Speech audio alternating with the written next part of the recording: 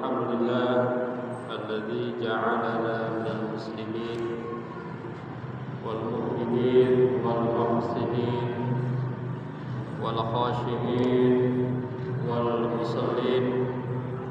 أشهد أن لا إله إلا الله وحده لا شريك له وأشهد أن محمدا عبده ورسوله لا نبي بعده.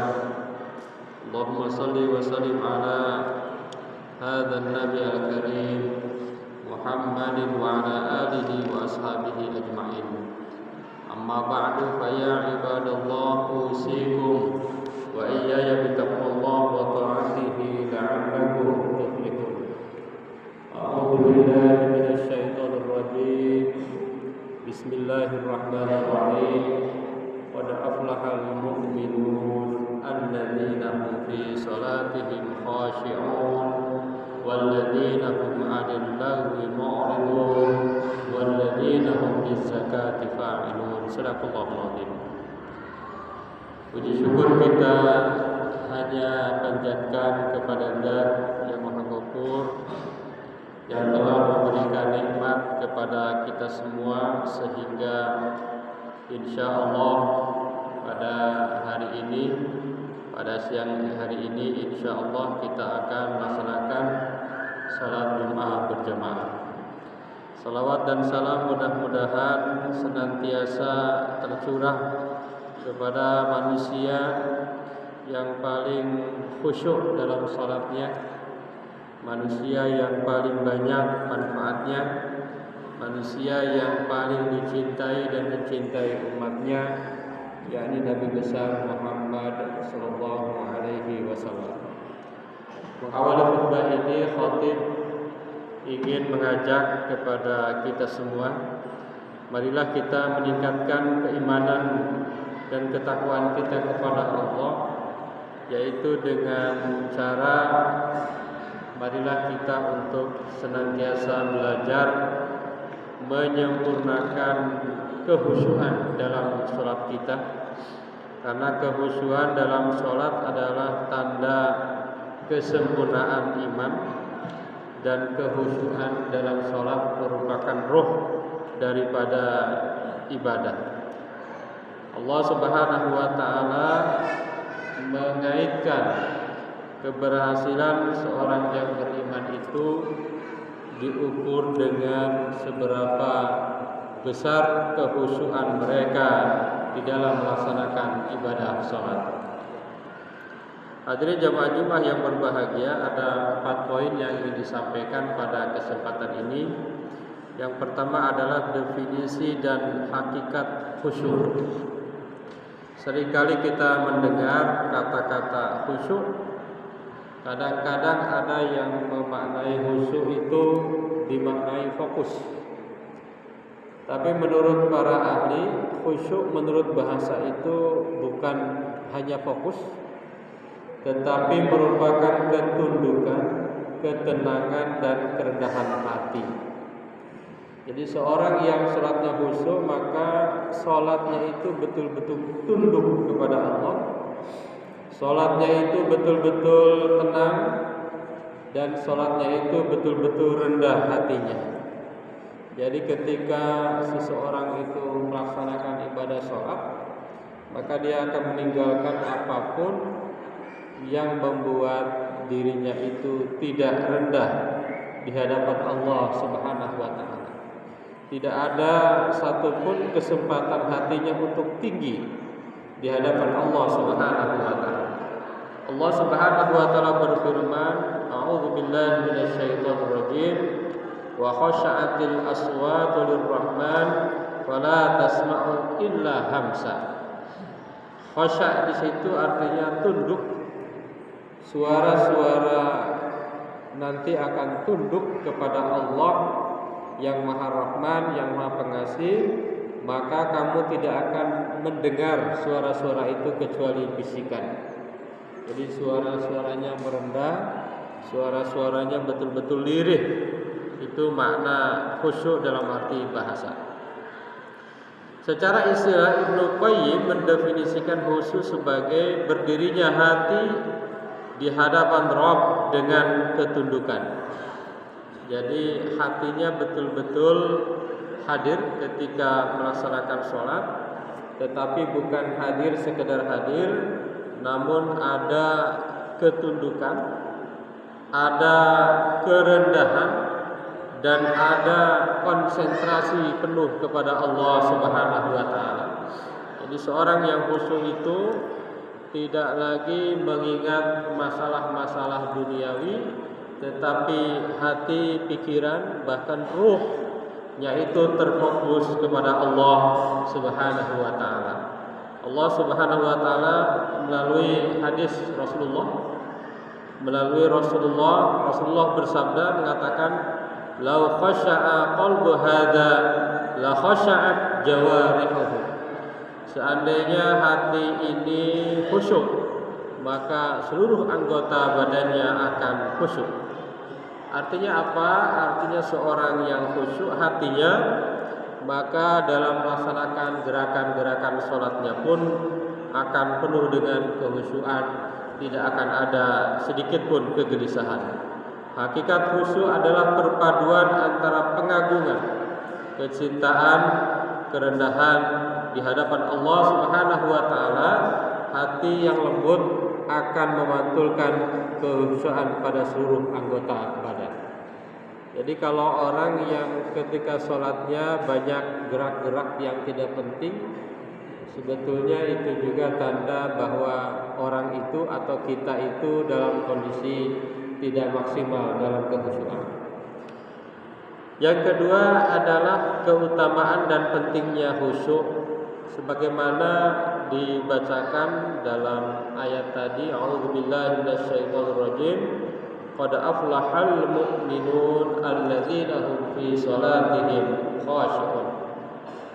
Khusyuk adalah rohnya salat. Jadi salat kita ini hidup tidaknya tergantung kepada kehusyuan, dan khusyuk juga adalah kunci keberhasilan. Jadi seorang muslim itu ukuran suksesnya bukan hanya harta, bukan hanya benda, bukan hanya jabatan, bukan hanya kedudukan, tetapi yang lebih esensi adalah khusyuk dalam sholatnya. Jadi seorang yang khusyuk di dalam sholatnya itu adalah salah satu di antara kesuksesan. Yang kedua, keutamaan khusyuk dalam sholat adalah mencegah perbuatan keji dan munkar. Jadi orang yang sholatnya khusyuk, maka sudah pasti perbuatan keji dan munkar akan ditinggalkan. Artinya kalau seseorang masih melakukan perbuatan keji dan munkar padahal sudah sholat, maka sholatnya itu hakikatnya belum mencapai kehusyuan. Orang yang khusyuk akan mendapatkan pertolongan Allah, perlindungan dari setan, serta ganjaran yang agung di surganya Allah Subhanahu wa taala. Allah Subhanahu wa taala melalui hadis Rasulullah bersabda, "Ainani la tamassuhuman nar, ainun bakat min khasyatillah wa ainun batat tahrusu fi sabilillah." Ada dua mata yang tidak akan disentuh api neraka. Yang pertama adalah mata yang menangis karena takut kepada Allah, dan yang kedua mata yang berjaga di jalan Allah. Ketika mata kita menangis, tetapi tangisannya adalah karena betul-betul takut kepada Allah, maka mata itu adalah mata yang akan Allah jaga dari api neraka. Hadirin jamaah Jumat yang berbahagia, yang ketiga adalah cara meraih khusyuk. Bagaimana caranya agar kita mendapatkan khusyuk? Khusyuk dapat diupayakan dengan satu, mengenal Allah dan memahami keagungan sholat. Jadi kita harus terus membaca, terus belajar, terus mendengarkan kajian-kajian, ceramah-ceramah berkaitan dengan sholat, berkaitan dengan keagungan Allah Subhanahu wa taala, agar kita semakin betul bahwa nilai sholat itu luar biasa bahwa Allah itu betul-betul Maha Agung. Itu menjadi keyakinan dalam diri. Itu yang pertama. Yang kedua adalah kalau ingin sholat kita khusyuk, sebelum sholat ada hal-hal yang kita siapkan. Yang pertama, menyempurnakan wudhu. Jadi wudhunya betul-betul dimaksimalkan. Yang kedua, waktu dan tempat. Cari waktu di awal waktu yang tepat dan di tempat yang paling enak, di tempat paling nyaman. Jauhi gangguan, jangan sampai kita sholat tetapi di tempat-tempat mungkin saja yang berisik, di tempat-tempat yang banyak kebisingan. Yang ketiga, hadirkan kesadaran akan kematian. Hadirkan kesadaran dalam diri kita, jangan-jangan adalah sholat yang terakhir, serta melaksanakan sholat berjamaah bagi laki-laki. Ini lebih utama dibanding dengan sholat tidak berjamaah, yaitu 27 derajat. Yang ketiga, ketika melaksanakan sholat, hadirkan hati. Hadirkan hati kita kepada Allah. Hayati bacaan kita, betul-betul kita hayati. Jangan sampai kita melamun memikirkan yang lain. Fokus di saat sujud dan jaga ketenangan.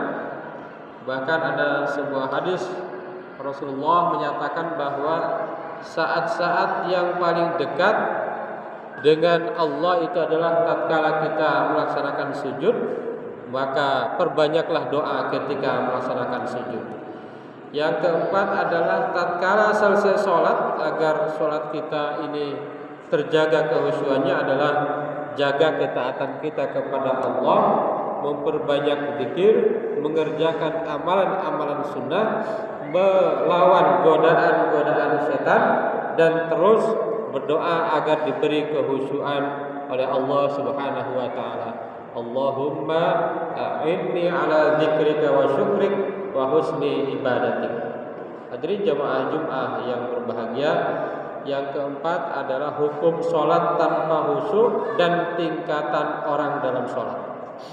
Para ulama sepakat bahwa kalaupun kita tidak khusyuk, tentu sholat tetap sah.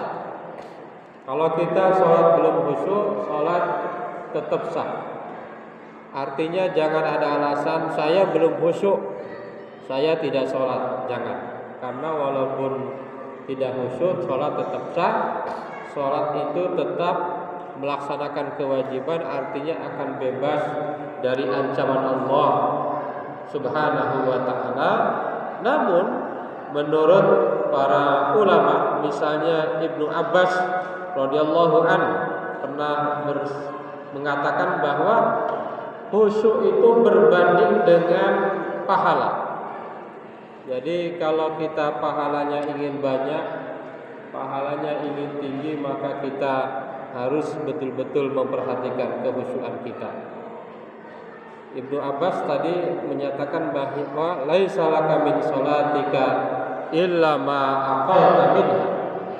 Salatmu itu tidaklah kecuali sebanding dengan bagaimana tingkat kekhusyuan Anda.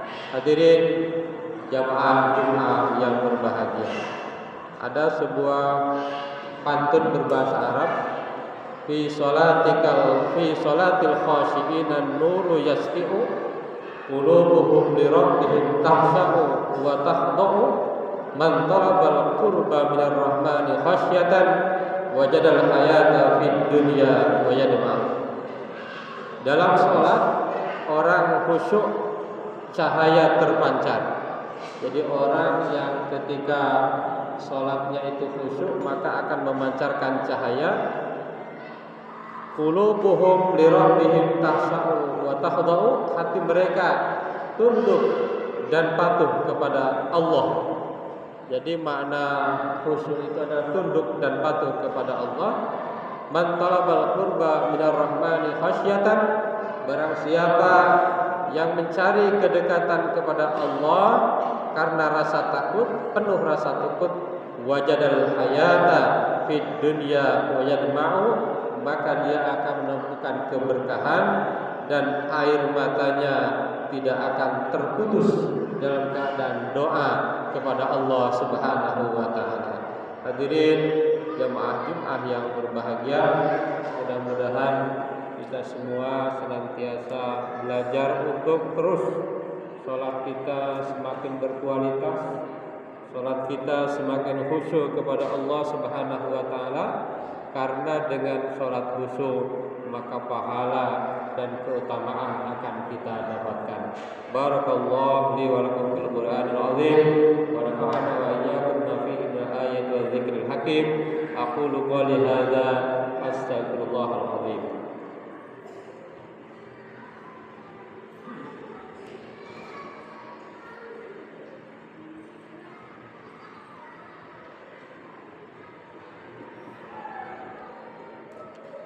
Alhamdulillah alladzi kataba ala nafsihi rahmah wa amarna bi imtisali ma'muratihi wa jtinabi manhiyatihi muddatal hayah. Asyhadu an la ilaha illallah wahdahu la syarika lahu wa asyhadu anna Muhammadan abduhu wa rasuluhu ila yaumil qiyamah. Allahumma shalli wa sallim ala hadzal nabi al-karim Muhammadin wa ala alihi wa ashabihi ajmain. Amma ba'du, fa ya ayyuhan nas ittaqullaha haqqa tuqatih wa 'alamu anna Allah ta'ala qad wa'ada liman ittaqa bi dukhulil jannah wa tawa'ada liman 'asahu bi dukhuli jahannam ma'wa. Inna Allah wa malaikatahu yusalluna 'alan nabi ya ayyuhalladzina amanu sallu 'alaihi wa sallimu taslima. Wardallahu ma'an jami'i sahabati wal qarabati li Rasulillahi ajma'in. Amin ya Allah ya rabbal alamin.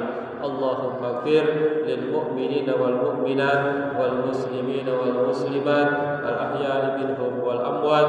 Allahumma aslih dhata bainihim waj'al fi qulubihim al iman wal hikmah wa awzi'hum ala ahlika alladhi ahadta ilaihim waj'alna minhum wa'tina bi dawlatil islam bi hidayatika rahmatika al wasi'ah wa taqabbal du'ana innaka antas samiul alim. Ibadallah, inna Allah ya'muru bil 'adli wal ihsan wa ita'i dzil qurba wa yanha 'anil fahsya'i wal